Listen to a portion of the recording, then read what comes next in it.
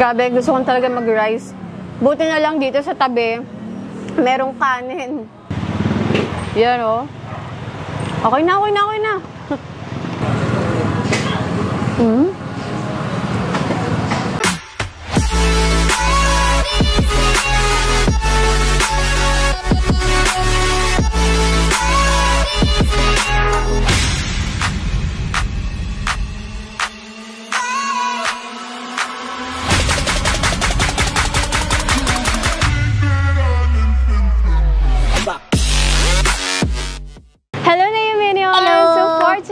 Food trip, andito ngayon tayo sa Acacia Street, Barangay Sembo, Taguig, Makati para tikman ng isang Mexican chicken. At ito ang Pachecos. Actually guys, pinag-isipan ko talaga ako ipa-vlog ko to kasi alam niyo naman. But anyways, nabalitaan ko na masarap ang chicken nila dito. Kaya naman, syempre kailangan natin matikman yan. Kaya tara, kain na tayo!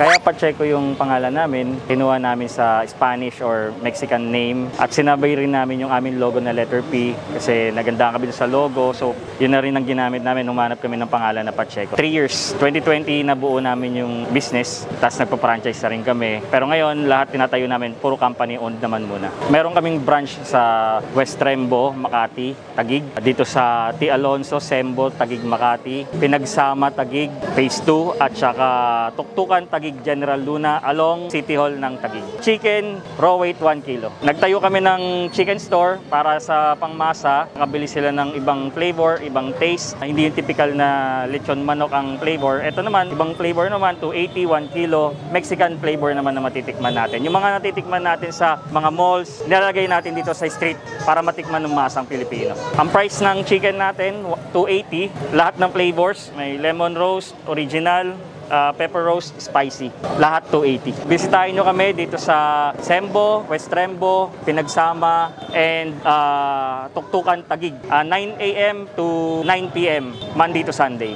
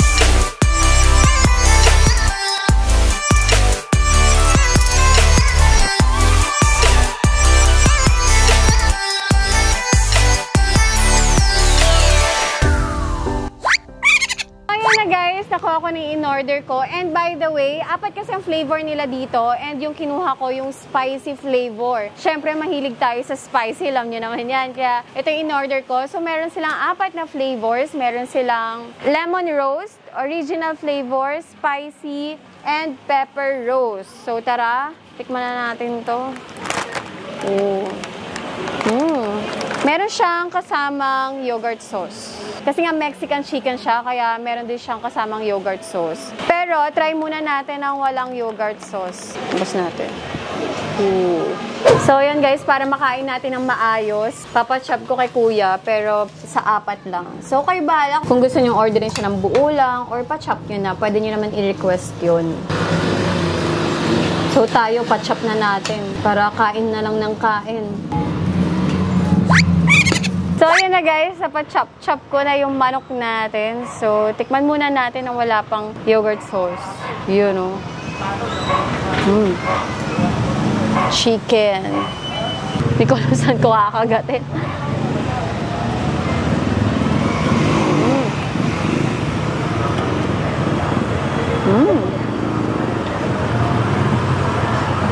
Yung balat niya agad nalasahan ko guys, malasa. Leg part. Yung laki ng chicken nila, sakto lang naman. Hindi siya yung sobrang laki, hindi rin siya yung sobrang liit or maliit. Sakto lang, standard size talaga siya.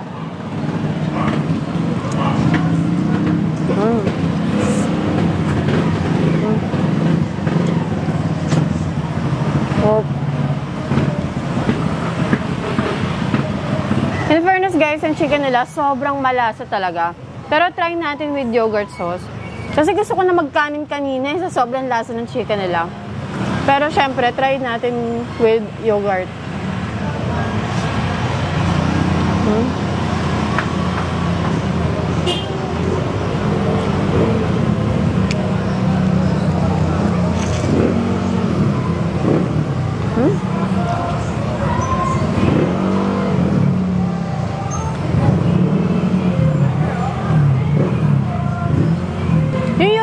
Nila, hindi siya yung maasim na yogurt sauce. Parang more on mayo ngayon nalalasahan ko dito.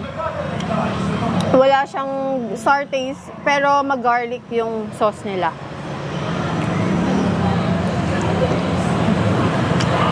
Gabi, gusto kong talaga mag-rice. Buti na lang dito sa tabi, merong kanin.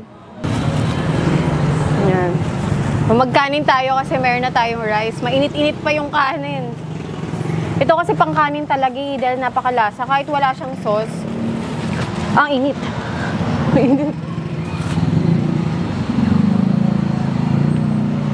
Grabe, mainit-init pa yung kanin. Pero for me guys, kahit wala na siyang sauce, mas gusto ko na siya nang wala sa totoo lang. Mas gusto ko siya nang wala ng sauce kasi sobrang lasa niya na.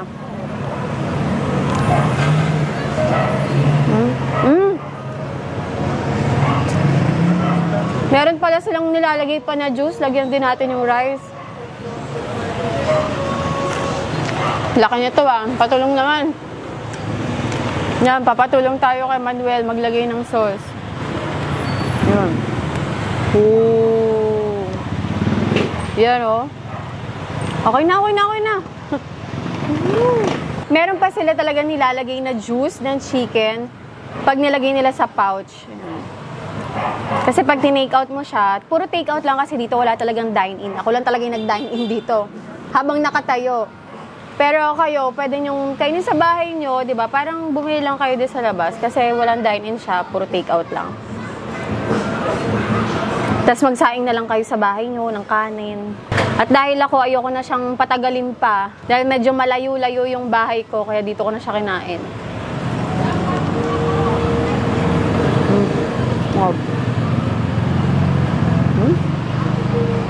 Init ng kanin.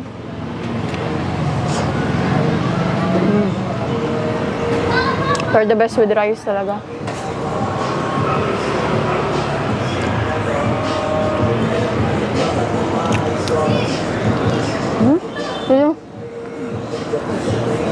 Malambot din guys yung chicken nila. Tignan nyo nga, humiwalay agad sa buto.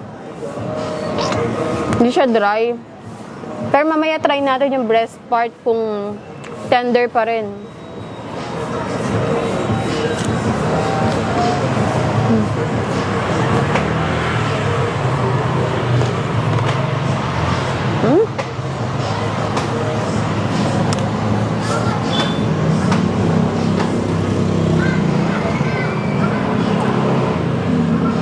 Puwet. Hindi ako makain ng puwet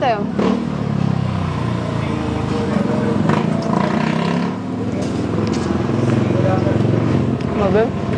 Mukbang talaga.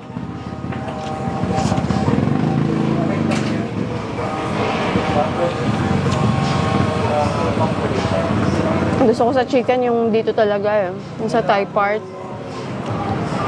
Yung itim-itim. Hindi ko alam kung anong tawag dun Basta yan.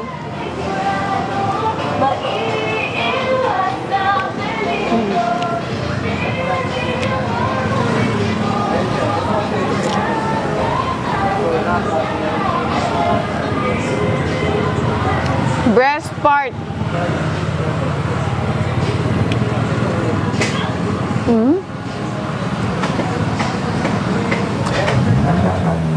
Hindi siya dry. Saktong-sakto lang pagkaluto.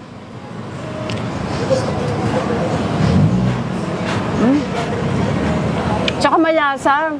Kasi mostly, di ba pag breast part, minsan nagiging bland siya.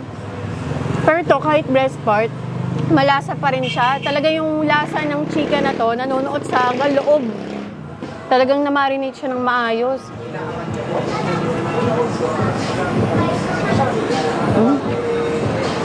Tapos panalo pa dahil yun nga, meron pa silang nilalagay pa na juice. Yung juice ng chicken, kaya mas malasa pag sinabaw mo sa kanin. Grabe.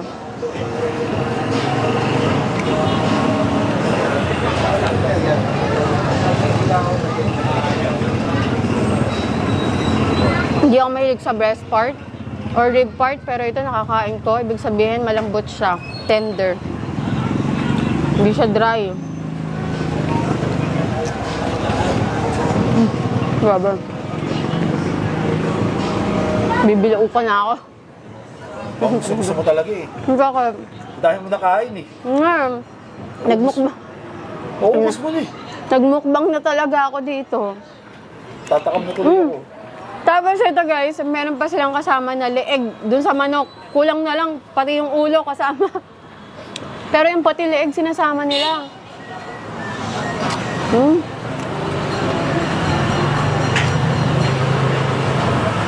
Hop.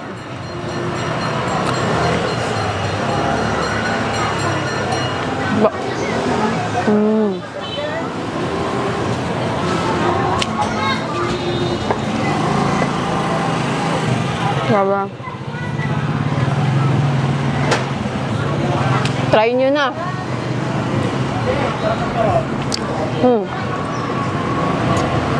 Sarap. Ito guys, spicy flavor to Ewan ko lang sa iba pa nilang flavor.